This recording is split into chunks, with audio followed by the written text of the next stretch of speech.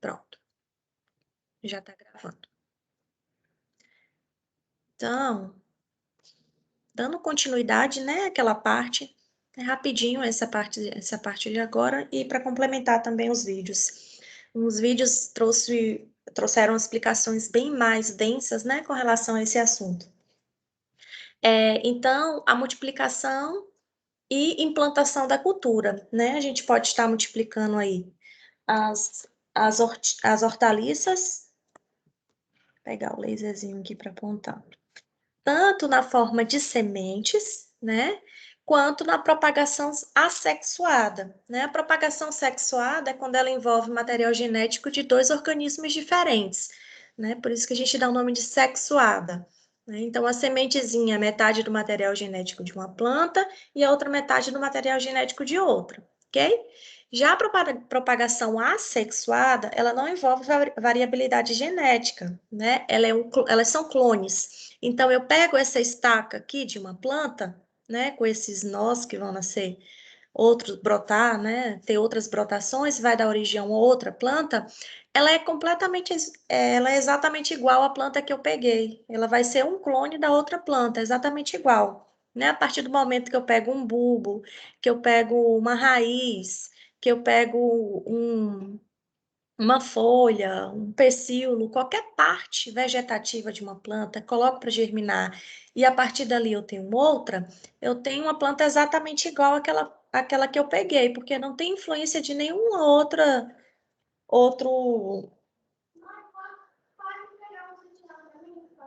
Só um minuto. Peraí, Clarinha. Só um minutinho aqui, pessoal. Eu já volto.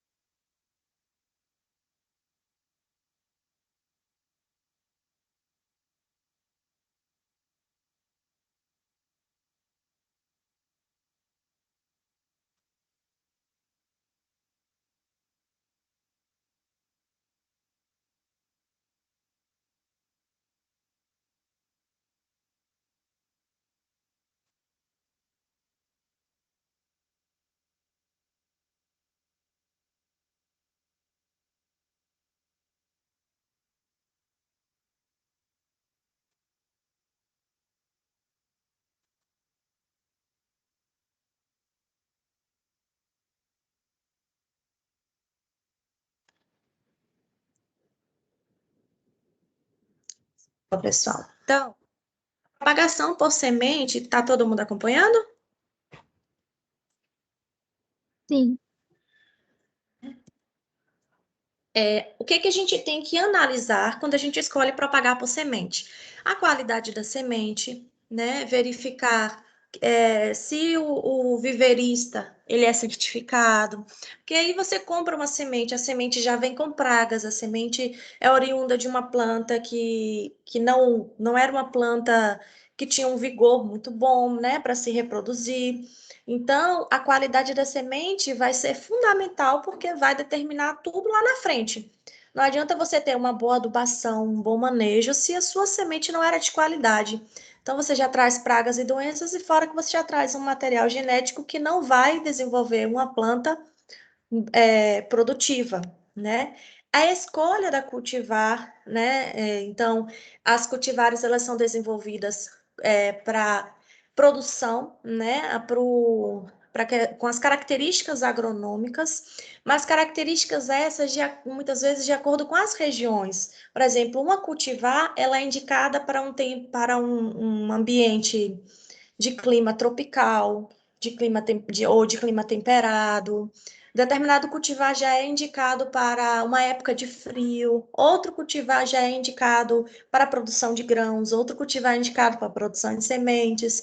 Um cultivar, entende? Então, a escolha do cultivar vai muito depender, né, da característica que você quer. Por exemplo, você vai plantar capim.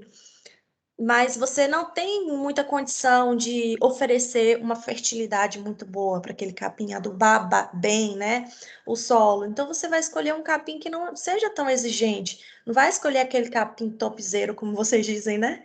Não, porque você vai perder dinheiro, você vai comprar, né, um produto caro e não vai conseguir dar as condições para ele se desenvolver. E a aquisição das sementes, né, de onde vocês vão adquirir essa semente de qualidade. De posse das sementes, a gente vai colocar as sementes na sementeira. Então, sementeira são essas estruturas aqui, né? Pode ser coberta ou pode não ser coberta, tá? Onde a gente coloca a semente para germinar, né? Nesses canteiros assim, a gente põe a semente para germinar. Ou a gente pode colocar em saquinhos, né? Ou pode colocar em tubetes, tá? Então, é o local que você vai colocar para armazenar. Como é que você vai escolher? Depende do tipo de planta que você vai, da variedade que você vai multiplicar. Geralmente já tem um protocolo certinho, né, de como multiplicar aquela planta. E vem a criatividade, né? Você pode utilizar copinhos, sacos, enfim, né? Mas o ideal é que você primeiro coloque para germinar, né? Porque você vai ver lá na frente que a gente faz o processo de repicagem, que é você selecionar aquelas mais fortes para poder colocar no canteiro, né? Porque às vezes nem todas germinam, ou germinam e ficam muito pequenas, né? Não vão se desenvolver também, então você ainda faz uma seleção aqui, tá? Aí, depois que você fez, ou você também pode fazer a semeadura direta, né? Dependendo da espécie, como cucubitácea, milho, quiabo, feijão, planta que cresce muito bem, que se desenvolve muito bem, que não tem problema com germinação, né? Beterraba, você já pode colocar diretamente nos canteiros, tá? E depois você faz esse processo de condução aqui no canteiro mesmo, plantando de novo onde não germinou, né? Ou retirando aquelas que não estão se desenvolvendo tão bem, vai fazendo o manejo no canteiro mesmo. Nesse momento de implantação, quais são os cuidados que a gente tem que ter? Na questão do substrato, né? Então, o ideal é fazer uma mistura de substratos. Uma parte de argila, uma parte de areia, uma parte de terra preta, né? Uma parte de vermiculita, tá?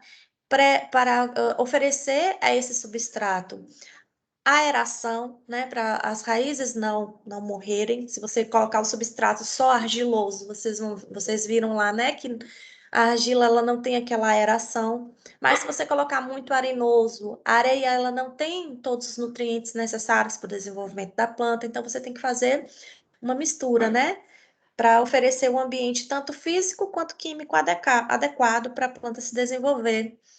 Enchimento e semeadura nas bandejas, né? Tratos culturais nas bandejas, né?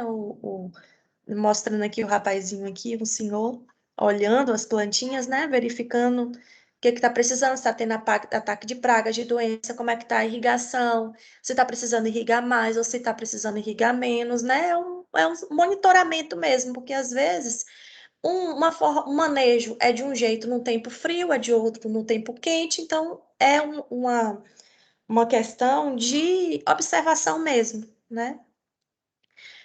E arrancamento das plantas, das mudas para o transplante, né, na área definitiva, e o transplante, que é você retirar essas mudinhas e colocar no local definitivo, né, que ela vai crescer e vai seguir seu ciclo de vida. Então, a propagação vegetativa, né, quando a gente utiliza estruturas, né, que não são as sementes, elas podem ser rebentos, elas podem ser perfilhos, elas podem ser bulbos, ramas, estolhões, por exemplo, aqui no morango, né, ele vai se desenvolvendo assim, ó, ramificando lateralmente. Então, essa parte aqui que você retira é uma mudinha, né? Ela vai dar origem a outra planta. Então, a gente dá o nome de estolhão, tubérculos, ramos, qualquer parte da planta, né, que não é a semente, né, não tem mistura de material genético que vai dar origem a outra planta exatamente igual, que você retira e vai nascer outra planta. Então, é a formação de um indivíduo vegetal completo e idêntico à planta matriz. E existem diversas formas, né, de multiplicação por partes vegetativas, depende do tipo, né, da hortaliça. E existe a micropropagação, tá? A micropropagação é aquela propagação feita em laboratório, né? Quando você retira as partes da planta e é cultivado na floresta, né? E é cultivado em laboratório, né? Então você tem um ambiente totalmente protegido, né? Livre de pragas e doenças, é cultivado de forma protegida. É importante também a escolha do local de plantio. Então, o local deve receber luz direta do sol por no mínimo 5 horas diárias. Então, as hortaliças são plantas de ciclo curto que necessitam de sol e de luz, né? Não são plantas de sombra. Então, os canteiros eles devem ficar na direção norte-sul, tá? Ou voltados para o norte, para aproveitar melhor o sol, né? Para aproveitar melhor o dia, ok? A face sul da horta deve estar protegida, né, por conta dos ventos frios que podem prejudicar ou impedir o desenvolvimento das hortaliças. Então, tem que ter só cuidado com esses fatores. O local escolhido não pode estar sujeito a encharcamento, né? Caso isso aconteça, tem que levar os canteiros, porque se ocorrer o encharcamento, vai ocorrer podridão, perda, né, do cultivo. De preferência, um local que tem uma fonte de água próxima, né? Que pode ser construído um abrigo para equipamentos, materiais, para a questão da irrigação, um local com água de qualidade. Aí fala que da dimensão dos canteiros varia, né, conforme a necessidade da pessoa, mas não deve ultrapassar 10 metros, até para facilitar, né, os tratos culturais, a circulação na horta. Então, aqui mostrando construindo a horta, né? Construindo os canteiros, né? Os materiais que precisa, tá? Que ele tá fazendo aqui, destorroando, né? O solo, revolvendo o solo, depois ele tá jogando calcário para corrigir a acidez, né? Depois ele vai adubar, tá? Então, quais são os manejos? A irrigação, que varia de acordo com a cultura, tem cultura que tem necessidade de maior irrigação, tem cultura que tem necessidade de menor. Controle de plantas invasoras para todas as culturas. A cobertura do solo, né? Vocês viram lá nos vídeos a importância da cobertura do solo. Vimos lá nos nossos experimentos de erosão, né? Simuladores de erosão, a importância da cobertura do solo. A identificação e o controle de pragas e doenças no início, né? A rotação de culturas, né?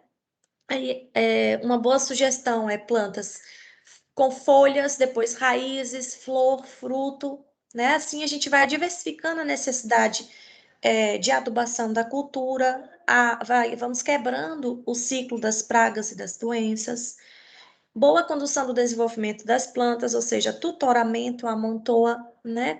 Aquelas plantas que precisam de tutoramento são as plantas trepadeiras, né? Que você precisa colocar uma estrutura para ela se fixar, enramar, né? E continuar se desenvolvendo. Então, aqui mostrando, né, os tratos culturais, a irrigação por gotejamento, né?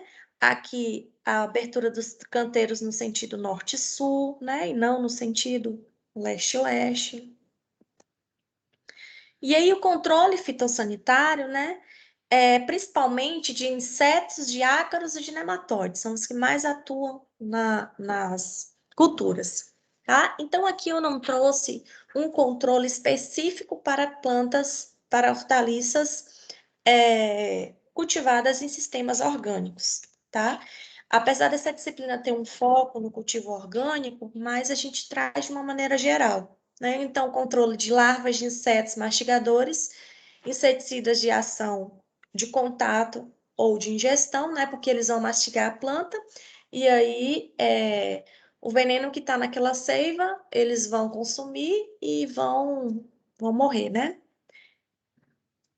Nematóides, práticas culturais, nematicidas granulados ou no solo, então são práticas, né, de caráter convencional. Tem aqui, tá? Fungicidas, né? Eles podem ser disseminados, doenças fúngicas pelo vento, pela água, por sementes, por ferramentas, de diversas formas, né?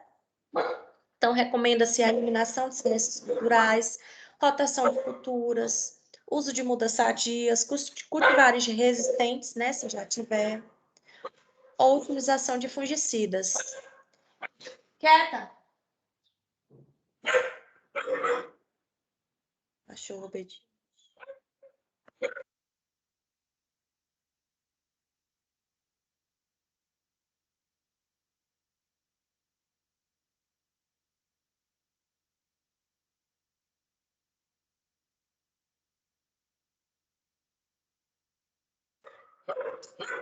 Perfeito, não. Bacterioses, né? Viroses. Tá? Eu não vou aprofundar muito nessa parte, não, porque isso aqui vocês vão ver nos cultivos, tá? Com questão de controle de pragas e doenças, né? E varia também, tá? Utilização de defensivos químicos, né? Acompanhamento de um técnico, a questão da utilização dos equipamentos de proteção individual, né? Lembrando que no cultivo orgânico a gente não utiliza isso aqui, tem que atender ao período de carência do produto, não deixar resíduos, né? Porque as hortaliças a gente tem que ter um cuidado muito grande, porque são frutos, são folhas, são partes que a gente vai comer diretamente, né? Tem gente que só passa uma aguinha ali e come. Então é muito, muito importante o controle fitossanitário das hortaliças, né? Porque para envenenar uma pessoa é daqui para ali, tá? Então, sistema de comercialização, qual é o sistema, né? Vem do produtor vai para o atacadista, e do atacadista para o varejista e para os consumidores. Então, a olericultura, ela requer apurada agrotecnologia, que seria inviável em outros tipos de agronegócio. Né? Notadamente, o agronegócio da olericultura requer maior capacidade técnico-administrativa do empresário rural no manejo dos fatores agronômicos, econômicos e também da assistência técnica especializada, porque é um cultivo de ciclo curto, então você tem que aproveitar ao máximo daquilo ali, né? É uma atividade de muito risco, né, em comparação com as outras. Porque se está perto da época de colher e tem uma chuva muito forte, tem uma geada, você corre o risco de perder tudo, né? Se alaga aquela área ali, apodrece o seu material, seu produto, né? E você pode perder tudo. Então, por que essa atividade é de maior risco? Devido a uma maior incidência de fatores fitossanitários, maior sensibilidade a condições climáticas, ocorrência de anomalias de ordem fisiológica nas plantas e muitos outros problemas. E aí vem a plasticultura, que a gente, ou cultivo protegido, que é a utilização de plástico na agricultura, né? E o cultivo protegido é o cultivo em ambiente onde é possível controlar fatores ambientais, como, por exemplo, proteger a planta da chuva, controlar a irrigação, em alguns, controlar a temperatura, controlar a luminosidade, ok? Quais são as vantagens? Aumento na produtividade, a melhoria dos produtos, diminuição da sonalização da oferta, ou seja, se é uma planta de inverno, mas você tem um cultivo protegido, você pode criar as condições de inverno ali naquele ambiente, ter o produto o ano inteiro. E isso gera maior competitividade, porque o produtor vai ter aquele produto numa época em que a maioria não tem, então ele pode colocar um preço um pouco mais acima, e maior aproveitamento dos fatores de produção, adubo, defensivos agrícolas, água, porque vai estar tudo protegido e controlado naquele ambiente. Então, tem controle total ou parcial dos fatores climáticos, né? Proporciona a fixação do homem ao campo, porque todos o manejo aqui, ó, é manual, não entra máquina aqui. Então, isso fixa, né, o homem no campo, né? Aumenta a rentabilidade do cultivo agrícola. Então, plasticultura é isso aqui, ó. Quando você coloca o plástico e aí aqui abafando, não vai nascer, não vão nascer plantas invasoras, né? Protege o solo. Isso aqui é muito criticado ainda, né? Porque a utilização de plástico na agricultura, né? Não é biodegradável, não é nada ecológico, mas ainda é muito utilizado, tá? Então, tem essa utilização aqui também, né? Parece um mosquiteiro para proteger da chuva, tá? Então, utiliza o plástico em cima e embaixo, é tipo um agrofilme, né? O túnel plástico, ou aqui também na casa de vegetação, ok? Então, pessoal, essa foi a parte que ficou faltando, né? Ver na última aula. Tem alguma dúvida com relação a essa parte?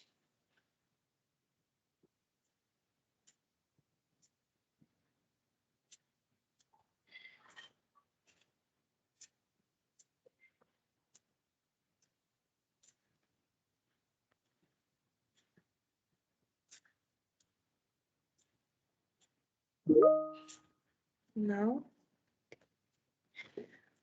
Então, dá tempo, né? Agora a gente partir para os vídeos. Caneta aqui para botar.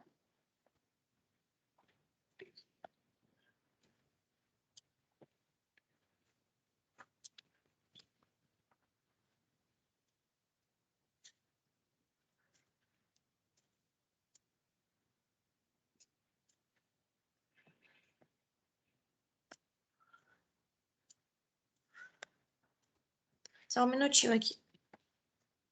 Vou botar aqui.